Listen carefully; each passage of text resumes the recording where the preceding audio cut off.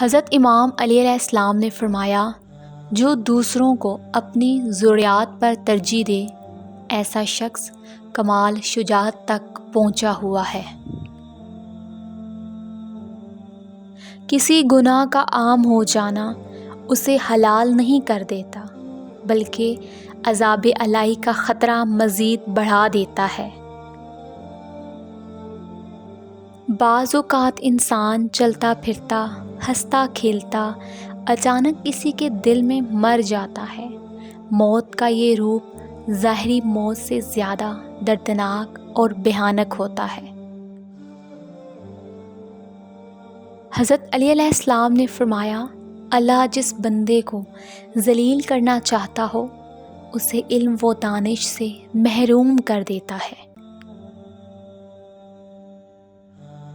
توبہ روح کا غسل ہے، جتنی بار کی جائے روح پاک صاف ہوتی ہے۔ توبہ کا خیال آنا ہی خوش بختی کی علامت ہے، کیونکہ جو اپنے گناہ کو گناہ نہ سمجھے وہی لوگ خسارے میں ہے۔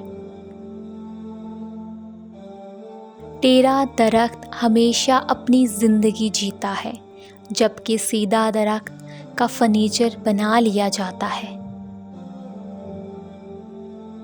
امیر اپنی آزائشیں نہ چھوڑیں، صرف نمائشیں چھوڑ دیں تو غریبوں کی زندگیاں آسان ہو سکتی ہیں۔ کبھی کبھار رویوں کے پھندے رشتوں کا گلا گھونٹ دیتے ہیں۔ انسان زندگی میں بہت کچھ کھوتا اور پاتا ہے، کسی چیز کے ہار جانے کو خود پر سوار کر لینا نادانی ہے۔ انسان کو یہ سمجھ گزرتے وقت کے ساتھ ہی تو آتی ہے۔ اپنی شخصیت پر سرمایہ کاری کیجیے، منافع آپ کو حیران کر دے گا۔